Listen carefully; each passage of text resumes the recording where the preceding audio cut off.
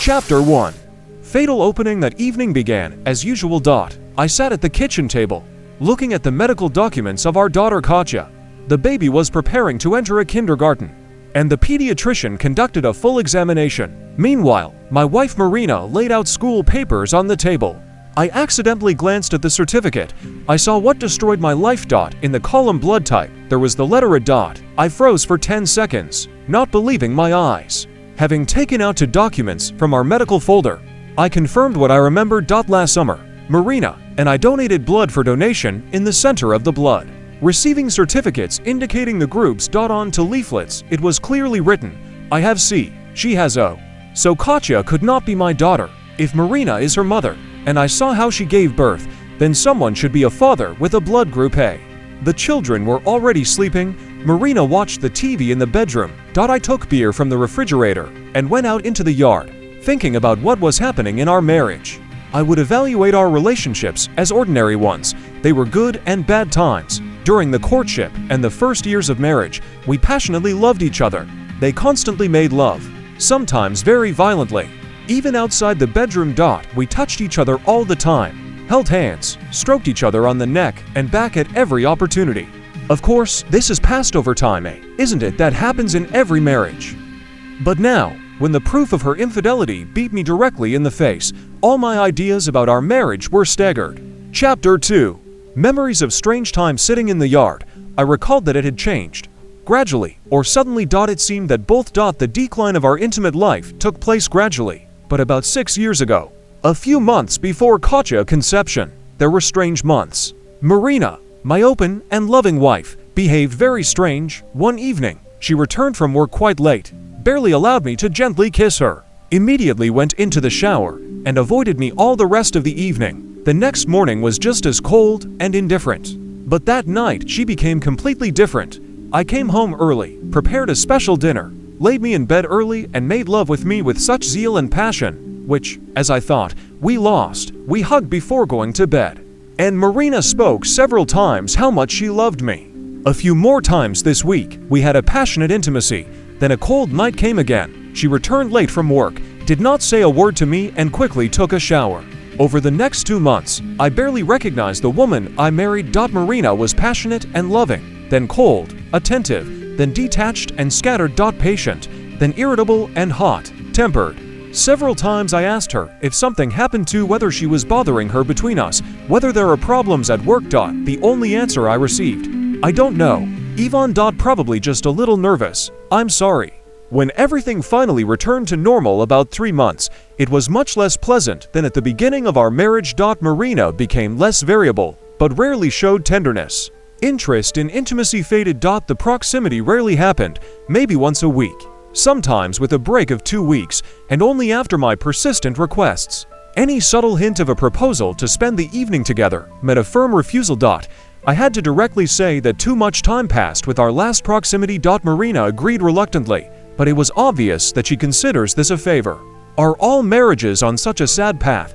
This was the only marriage that I knew, so I could not say. Naturally, I thought about the reason, considering the possibility of betrayal. However, soon Marina became pregnant, and our expectation of the unborn child, and then the joy of Katya's birth overshadowed most of my experiences about our relations. Chapter 3. Shocking discoveries after the birth of Katya. Fatigue absorbed us, which made Marina's disinterest in the proximity more understandable. Although I remained unsatisfied, when Katya was 3 years old, Marina became pregnant again. And we met Sasha immediately after Katya's 4th birthday. Yvonne and Marina, once passionate partners, turned into parents of 2 wonderful but exhausting children. We adored our children, although I realized my dissatisfaction with marriage and our minimum intimate life. Now, armed with a shocking discovery that my daughter was not biologically mine. The events of 6 years ago did not seem so mysterious. Marina probably began the novel at about that time. This was explained by her distant behavior and sudden souls.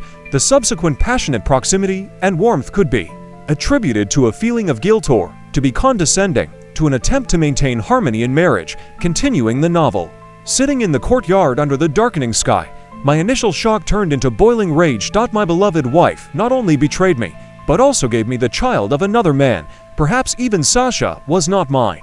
If my only goal was then punishing Marina, I would have burst into the house, presented evidence of blood groups, forced her to recognize, and threw her false face into the street. But everything was not so simple. I loved my children, regardless of their biological origin. If we divorced, Marina would probably have received custody. As soon as the truth turned out, I thought. Chapter 4. Plan of revenge. I asked myself, what do I want? The answers were surprisingly clear. Firstly, I wanted to find out the actions of Marina in detail. Was it a short romance?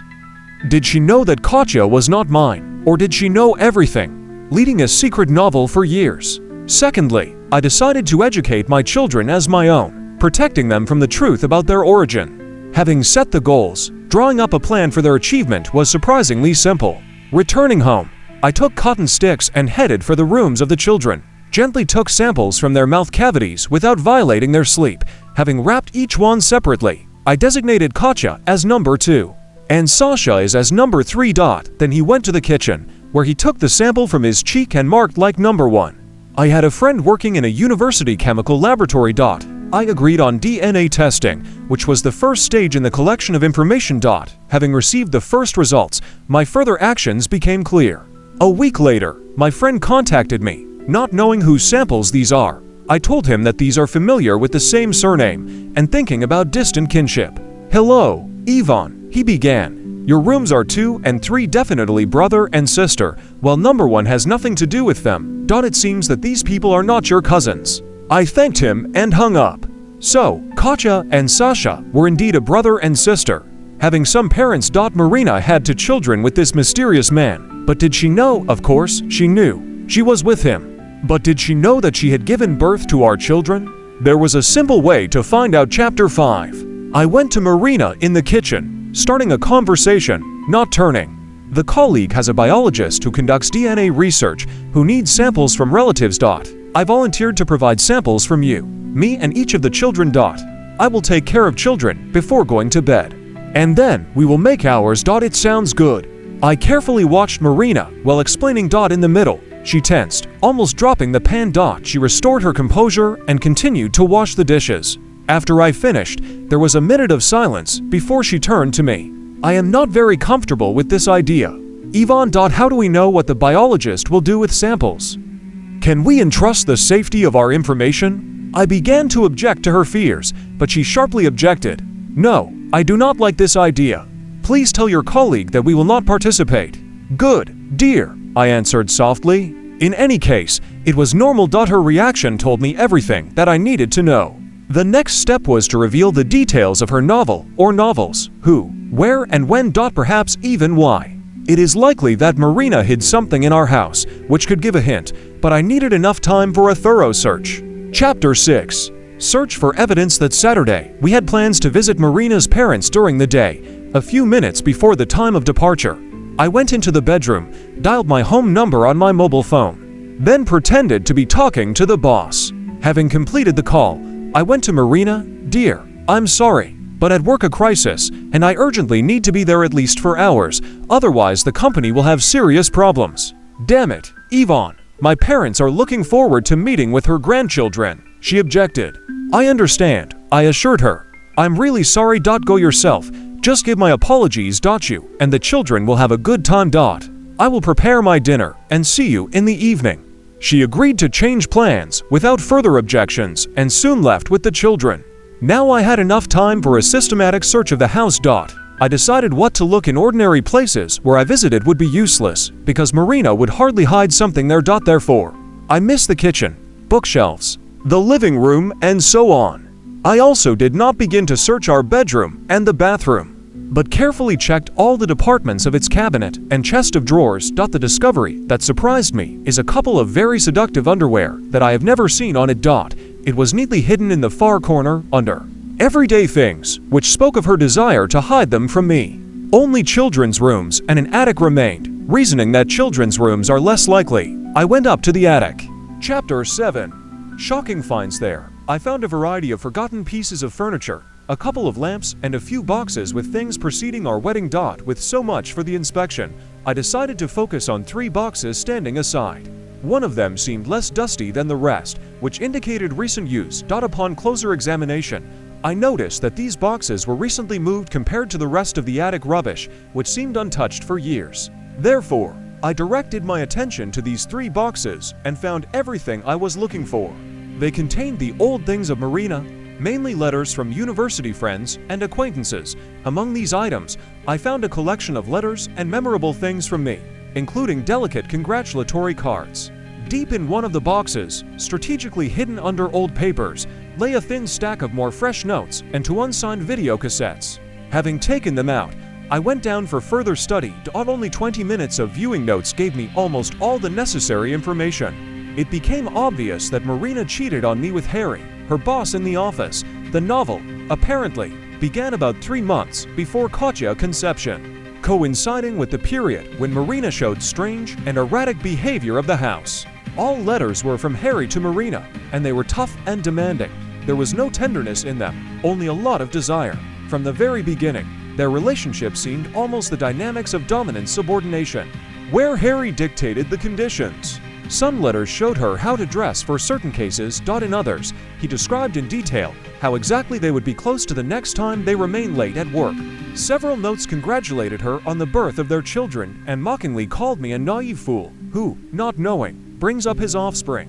Chapter 8. Painful truth. It was obvious that he was not going to recognize his children, but I knew that he was happily married to a woman named Elena, and they had 3 of his own children. Obviously, Elena was in the ignorance of his novel. Like me, my jaw tightened when I read. It was clear that Harry had an influence on Marina, but she voluntarily obeyed. There were no hints of coercion or blackmail. She seemed to enjoy the game of this role for him and subordination. Moreover, it was obvious that they both knew the true paternity of Marina's children, and they seemed to revel in the secret knowledge that they had over me. Of these letters, I could little to learn about Marina herself.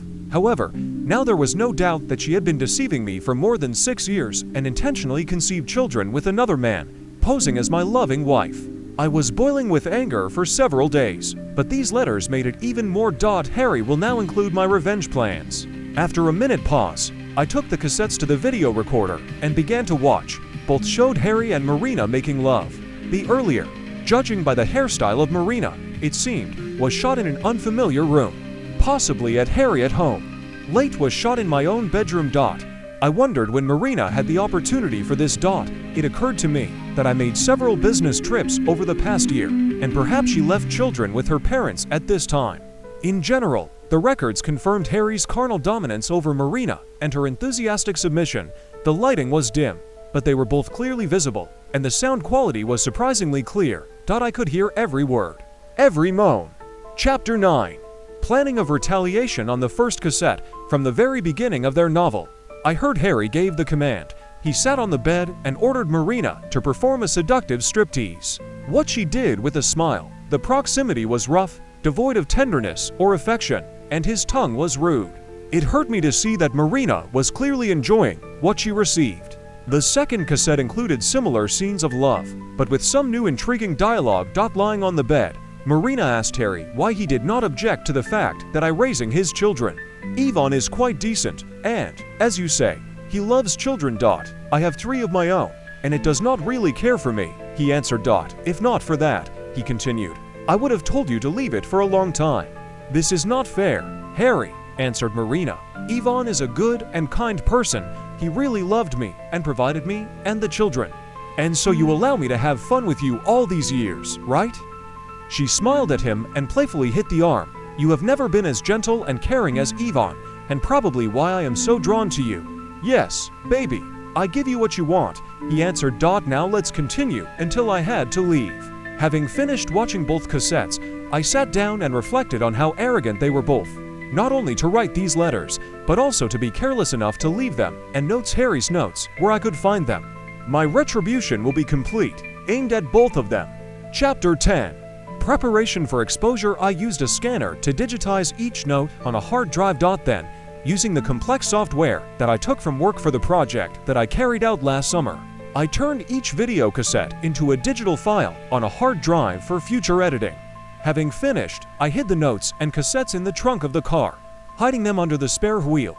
Finally, I carefully took the attic, restoring everything to the original state, so that Marina remained in the ignorance of my presence. Over the next 2 weeks, I methodically developed and fulfilled my plans. Surprisingly, it was much easier for me than expected to be completely false in relation to Marina, behaving as if nothing unusual had happened.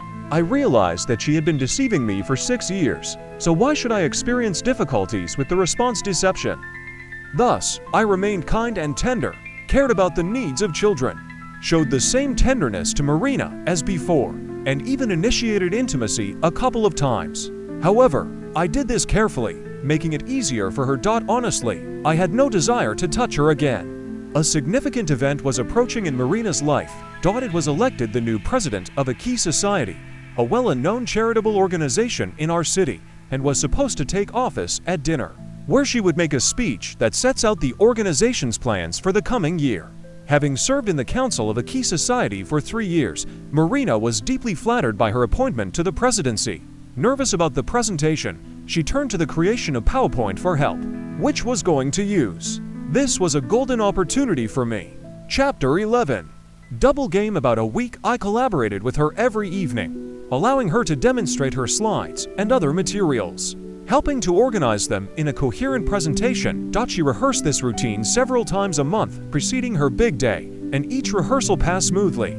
At the same time, I prepared my own, completely excellent PowerPoint presentation, ready to replace it on the eve of dinner. I deleted Marina's file and replaced it with mine. Additionally, I added a password so that after the start of playing the file, she could not turn it off. All that remained was to make sure that Marina invited Harry and his wife for lunch. I asked casually, and she confirmed that they would be present. On the appointed evening, I felt as excited as Marina, although for various reasons. Arriving early, Marina, the magnificent in an elegant black evening dress, looked amazing.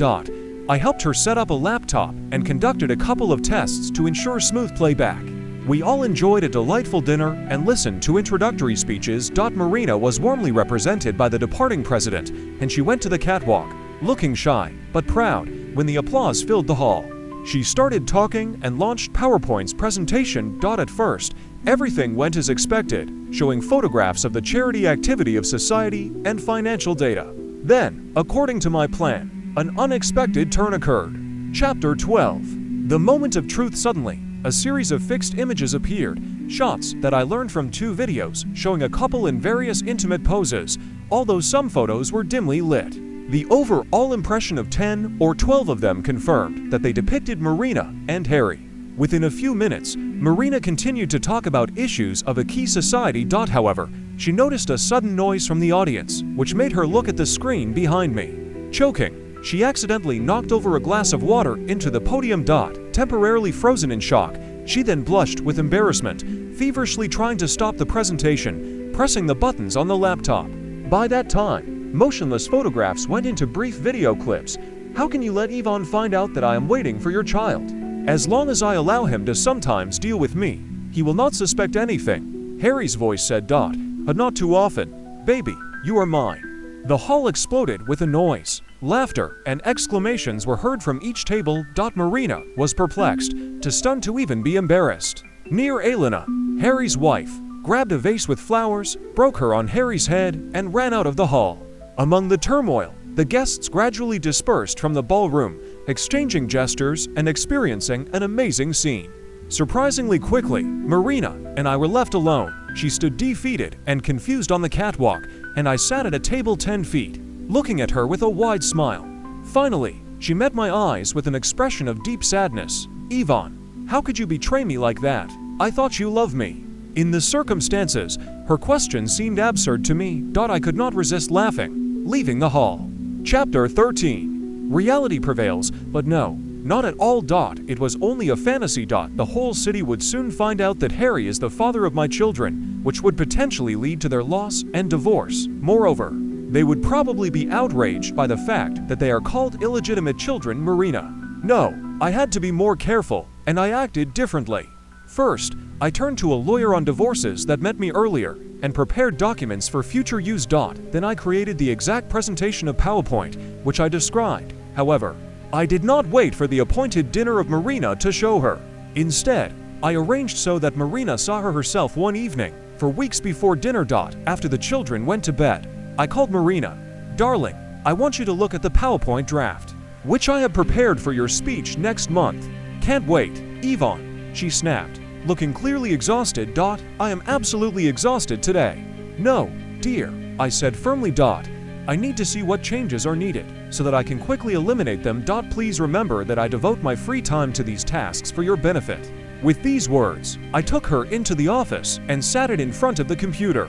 Just click on the badge when you are ready, and the file will start yourself, I instructed, smiling internally. I carefully watched her. At first everything went smoothly, while she rehearsed her comments on the initial slides about society. Then her behavior changed dramatically. She gasped. Her face turned pale when she saw motionless images of herself and Harry in intimate acts. She turned to me, opening her mouth, but did not utter a sound. I retained a neutral expression on my face. Next, video clips appeared with conversations about his paternity of her children and his intentional deceit, interspersed with a large number of intimate scenes, despite Marina's desperate attempts to stop the file.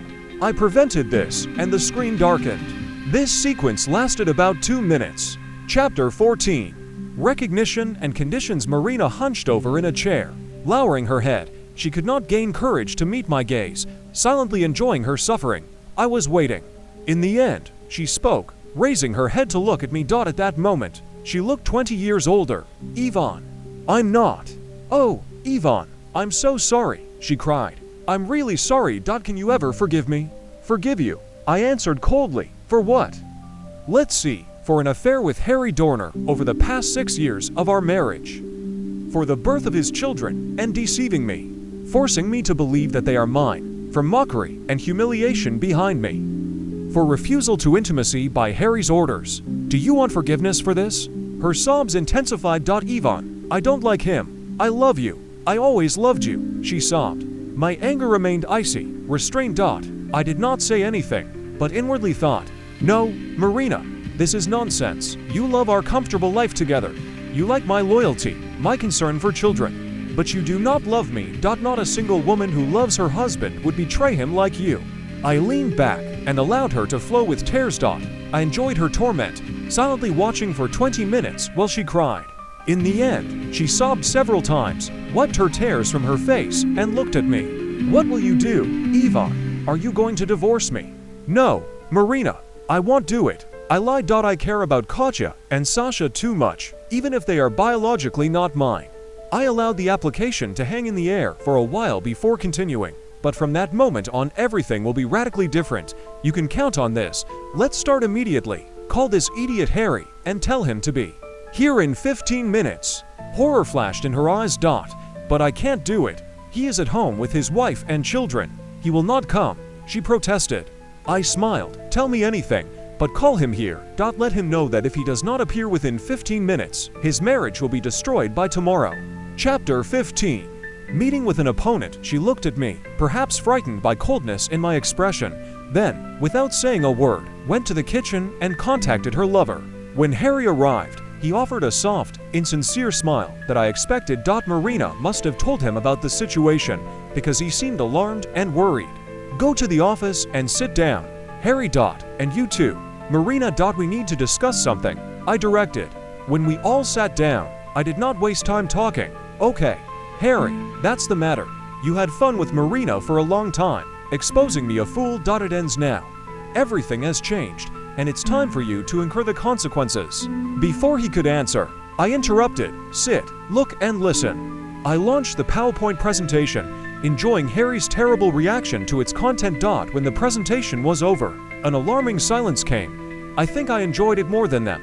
Now you will do what I say, exactly as I say, or your blessed marriage with Elena will suddenly and publicly end. It's clear. Do not say, just nod your head. He reluctantly agreed, frowning. Fine. Now listen carefully and hold your mouth on the castle.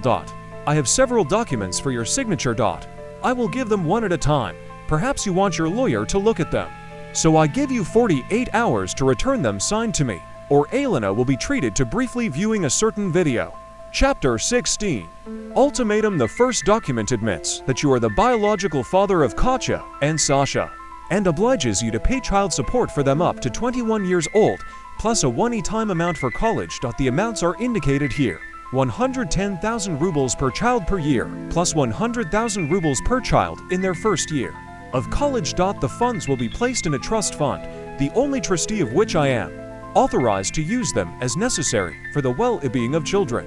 Harry jumped up from his chair. Listen, Yvonne, this is complete nonsense. I'm not going to. By force, I pushed him back into the chair. Shut up. Harry. We both know that you are rich. This is not your show. This is mine. You have no voice. Now be silent until I let you say.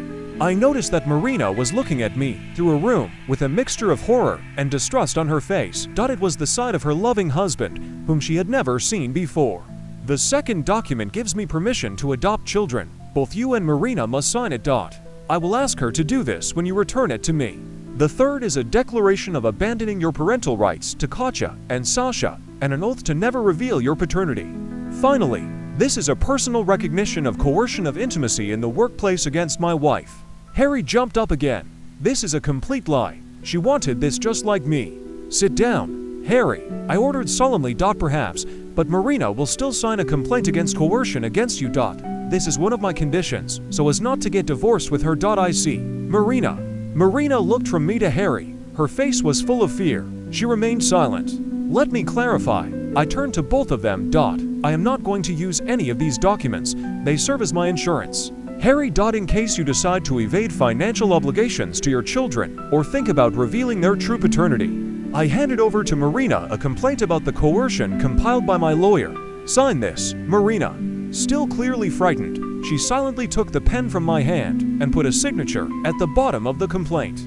Chapter 17. New rules of the game now.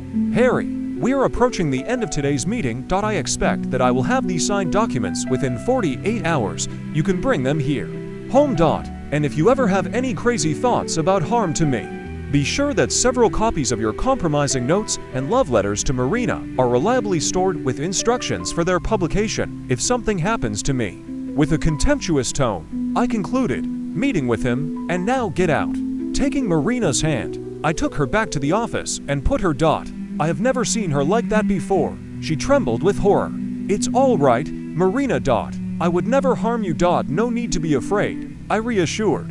My God, Yvonne, what's wrong with you? How could you do this with Harry? She exclaimed. I looked at her with some surprise. Do you understand, Marina?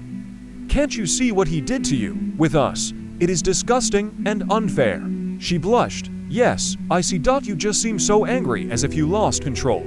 Without an immediate answer, I was silent for a minute. Marina, I told you that I will not get divorced with you, but our marriage will not continue the same as before. From now on, everything will be radically different. You understand? Yes, Yvonne. I will do everything to correct the situation. What did I do to you? She begged. Good. I lost. Let's set a couple of conditions. For 2 weeks, you will find a new job. I will not tolerate you to see Harry every day at work. And it goes without saying that you will not have any personal contacts with him. Never. No touch, kisses, proximity, calls, emails, nothing. In addition, if our marriage continues, it will be on a completely new basis. I refuse to endure your bad moods, your alienation. I expect you will be a joyful, kind, loving wife every day. Your actions will demonstrate your love for me and gratitude for our marriage. That wild, passionate intimacy that you shared exclusively with Harry, I expect to share it with you now. I expect to see you in the seductive underwear that I have never seen, hidden in your box. I looked meaningfully at her, and she looked away from shame. And I expect you to strive for intimacy when I want. If you really love me, Marina, you have a lot of lost time that you need to catch up. Chapter 18. New beginning or final. She crossed the room and knelt at my feet, hugging my legs tightly and looking at me from the bottom up. I love you, Yvonne, more than words can express. I will prove it to you, I promise. I looked at her tearful face, frightened eyes. Somewhere in me, there were fragments of love and devotion that I experienced for this woman, but they were the backmen, made by my insignificant fury because of her egoism and deception. She deserved any consequences that were waiting for her. Softering the tone, I said, listen, Marina. In for weeks, your charity dinner will take place. Let's use these weeks for a new beginning, creating something else, perhaps even the best of our marriage, if everything goes well. Dinner will become a celebration of our new beginning. What do you say? She nodded, holding onto my legs tightly. Yes, Yvonne. Thank you. Thanks for giving me a chance. I will be everything you need. I pulled her to me, and she showered me with tears and kisses. "Let me refresh myself for 10 minutes, and then I will start correcting everything," she said, getting up with a smile. After she left, I relaxed in the chair, with pleasure watching how Marina tries to please me with all my might. The next 4 weeks promised to be pleasant. I was a little surprised that she did not notice what I did not ask her a single question about the details of the novel. All evening it must have been such a shock that she did not have time to think about it. Chapter 19. Last sweet weeks entering the bedroom a minute later, I found a covered bed, muffled light, and Marina in a frank red nightshirt. She refreshed, looked amazing, although she was clearly nervous. I noticed a bottle of grease on the bedside table. "Where are you?" she purred in a trembling voice. "Come to me." I joined her, dropping my clothes, and we hugged, kissing passionately. Her body was ready, and she moved with excitement, whether it was sincere or game. I enjoyed, despite the anger to Marina.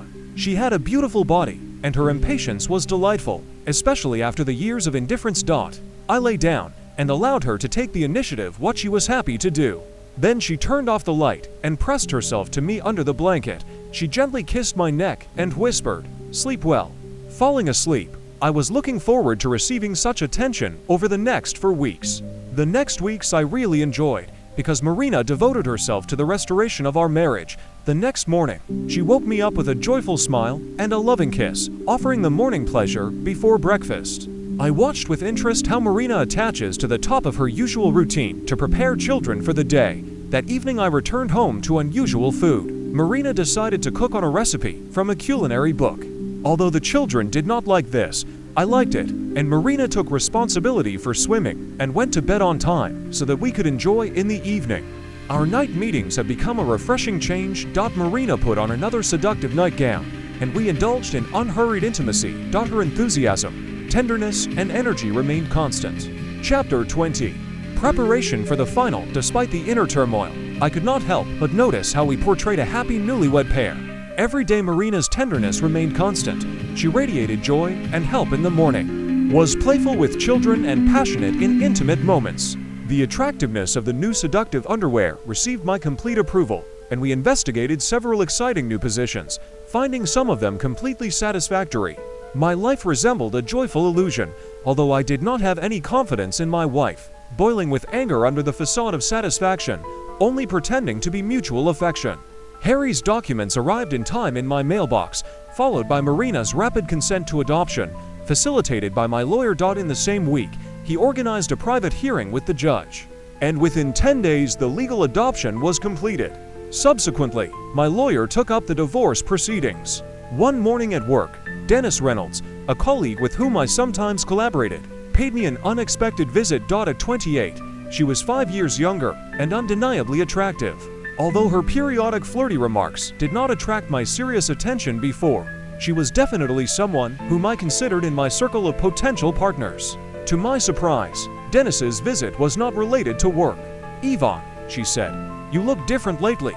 Are you training or something like that? You look younger or in the best shape." "Thank you for noticed, Dennis," I answered with a smile, then impulsively added, "In fact, this is something completely different, but not what I can discuss here. Perhaps we could have lunch today." "It sounds good," she agreed. Chapter 21. New opportunities. We went to the salad bar, then attributed our dinners to the table in the park and enjoyed the sun during food. "The change that you noticed is probably due to the fact that my marriage is falling apart," I explained. She looked puzzled. "And does it make you look better? Explain, please." I offered her a reduced version of my situation, admitting, "My wife has been cheating on me with a colleague for some time." I intervened, "But I already decided to leave it in a few weeks. Meanwhile, she treats me as a queen. And in the bedroom, and outside her. This is the difference you noticed today." Dennis looked thoughtfully at me. "I am impressed with how you cope with this. When I found out about the betrayal of my ex, I almost fell apart. It took me months to recover." "I'm sorry to hear it," I answered. "I did not know that you went through something like that. But now I am controlling my situation. She will unfold according to my conditions, and not someone else. That's what supports me." Again, muttering "what the hell," I noticed that one of the advantages of my situation was the knowledge that although I was not officially free, I would soon. Therefore, I did not feel the need to restrain the admiration for a beautiful lady next to me in the park. I looked at her with a smile. Why she blushed slightly before she looked away, and then looked at me again. Lord, Yvonne, you put me in a difficult situation. I did not understand that everything was so simple, she said. Sorry, Dennis, but you are just so beautiful and funny. You have attracted me since we first met. It was just that it still seemed to discuss it. Is there a chance that you will join me for dinner on Saturday? I know the charming Italian place with a view of the river, I suggested. Chapter 22. Last preparation. She seriously looked at me. Yvonne, I like you too, and it was always easy to be with you. Can I trust you? Is your marriage really finished, or is it just a trick to drag me to bed? Sorry, but I have already passed through such a scenario. Dennis, I was always honest with you, and, as you know, I had never made approaches before. I am finishing with Marina about 2 weeks later and submit to divorce on the same day. There is no way back, but I will understand if you want to push me away. I'll just be a little disappointed, I admitted. She smiled. No, Yvonne, since you made an offer, I am ready to accept it until you changed your mind. Her gaze met mine intensively, and after a short hesitation, I leaned forward, and we shared a delicate, soft kiss. He was not fiery or passionate, but felt like a wonderful promise. Then I smiled at her like an enthusiastic child. When I told my wife about my plans for a date on Saturday evening, this revealed the worst in me. I made it clear that I was going to meet with another woman and expect that she would stay at home with children. Yvonne, Marina was shocked, on the verge of tears, but I tried so hard to save our marriage. How can you meet someone else? It's simple, Marina. You not only met someone else, but also had a novel with him for 6 years. You have been making efforts lately, and I appreciate it.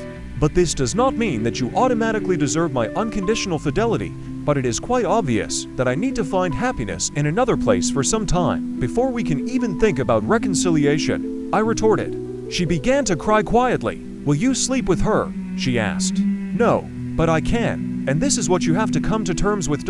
If it hurts, perhaps this will help you understand the pain that you caused me, I concluded, leaving the room. My first dates with Dennis were delightful, but careful, because we both acted with caution. We enjoyed moments, feeling that there was more between us than just a physical attraction. We talked, laughed, complained about our colleagues, shared children's stories, and simply recognized each other. It seemed natural and easy, sometimes causing memories of my early days with Marina, the thought that I tried to drive away.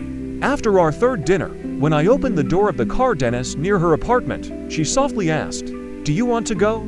We understood the subtext, and instantly the desire passed through me. Entering, she readily hugged me, and we kissed and hugged passionately, like teenagers in love. She stopped for a moment, pulling down slightly, and seriously put it, "I really want it, Yvonne, but I am quite nervous. Some time passed. Please be gentle and patient with me." Of course, I assured her with a smile, gently raising her. Where is the way to your bedroom? Chapter 23. Sincere feelings. The proximity with Dennis was wonderful, but was noticeably different from my recent experiences with Marina. At first restrained, Dennis allowed me to explore and caress her body at her pace.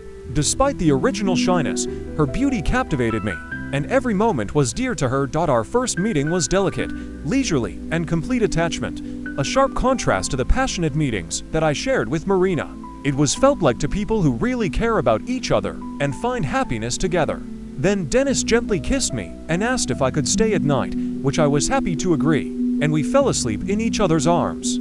The next morning, Dennis again seemed slightly embarrassed, and although we refrained with intimacy, we said goodbye to sincere tenderness, exchanging several soft kisses. It remained only a few days before my upcoming wedding evening with Marina, and I decided not to tell Dennis about his plans, but assured her in the upcoming divorce. Returning home at about 9:30 Saturday morning, I found Marina quietly crying at the kitchen table, clearly knowing how I spent the previous night. Although I pretended to be more sympathetic than I really felt, I gently hugged her. "I'm sorry, Marina. I understand how you feel. Trust me." "Oh, Yvonne, it's just awful. One thought about you with another woman tears my heart. I have been so selfish all these years. How could I not take into account your feelings and influence of my actions?" Looking at me, she added, "Thank you. Thanks for giving me another chance." A significant night of Marina, like mine, was quickly approaching, and in a sense, I could not help but feel an injection of regret. The last 4 weeks with Marina, including the satisfactory intimacy that we shared, were unforgettable, and I will miss them. However, Nothing of what she did could reassure my resentment and rage. Her deep betrayal exceeded any attempt to reconcile. When thinking, my heart contained only a tiny amount of love for her and a meager drop of sympathy for her upcoming fate. Chapter 24. Fatal evening. In the days preceding the event, and on the very evening, Marina nervously asked if I deleted a terrible file that she saw for weeks ago. With a gentle smile. Every time I assured her that he disappeared. Then I showed that her presentation was untouched and would smoothly play a simple press. The last days at home were especially bitter sweet. Marina seemed more and more convinced, which restores my affection. Her loyal gestures seemed more calm, but painted despair. Knowing that our charada was approaching the end, I savored every fleeting moment. When a decisive evening came, we arrived early. I am in a rented tuxedo, and Marina is amazing in a black evening dress with delicate straps that emphasize her neck and shoulders. We twice drove her presentation PowerPoint to make sure that everything is impeccable. When she leaned over to hide her handbag under the catwalk, I quickly introduced the key combination, signaling that everything was in place. And, as expected, everything turned around exactly as I orchestrate. We enjoyed a pleasant dinner, having a friendly conversation with friends at the table. The initial greetings were somewhat boring, but then Marina was warmly represented by the departing president. Nervously, she headed for the catwalk under general applause. According to my clock, her excitement and happiness lasted exactly 54 seconds, the time between the beginning of the PowerPoint file and the moment when her audience encountered motionless photographs of its infidelity. Marina did not freeze and did not spill water, but turned to me with horror and distrust before trying to stop the file playing, although unsuccessfully. When the video clips began to play, filling the room with sound, she stood there clearly upset. Her face turned red. Her gaze was rushed to the floor. She did not attempt to answer, since the surprise of the audience turned into a mixture of indignation and laughter. Ignoring obscene comments thrown to her when the crowd diverged, after a few minutes, we were left alone. I sat calmly, watching her from the side of the table. Finally, she uttered the question directly from my nightmares. "Ivan, how could you do it with me? I thought you loved me." "Yes, Marina," I answered calmly. "In these last weeks, I loved you exactly as much as you loved me 6 years ago." I went to the catwalk and handed her several folded sheets of paper.